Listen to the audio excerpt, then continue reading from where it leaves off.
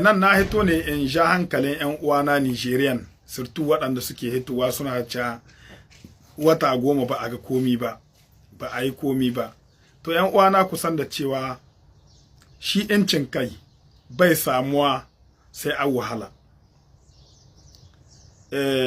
Idan ban manta ba, shekarun da suka shuɗe da yawa, mun ga 'yan ƙasar Ghana lokacin George Rawlings yana shugaban ƙasa.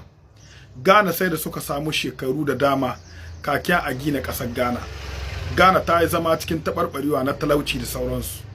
George Rawlings ya ka gyara cikin ƙasar Ghana, ya gyara ƙasar Ghana. Yanzu in ka ga ɗan Ghana ba wahala ta hiddo shi da ƙasar shi ba.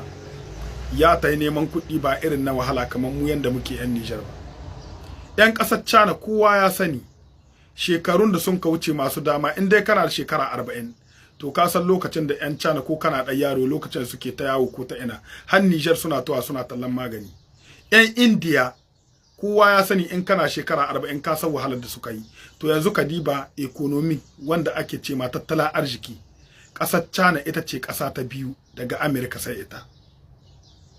Yanzu in ka diba ƙasar India tana cikin mayan ƙasashen da suke da economy.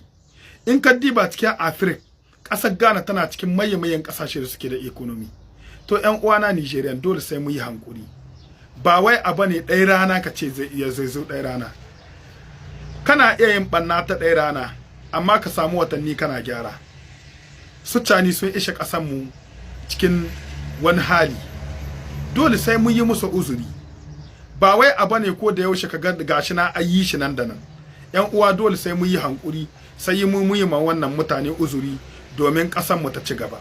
'Yan uwana, Allah ya tabbatar mana da alkhairi, Allah ya haɗa kawunan mu, Allah ya sa mu gane. Amin ya hayyu ya qayyum. Wannan ja hankali ne nake ga 'yan uwana Nigerian baki ɗaya.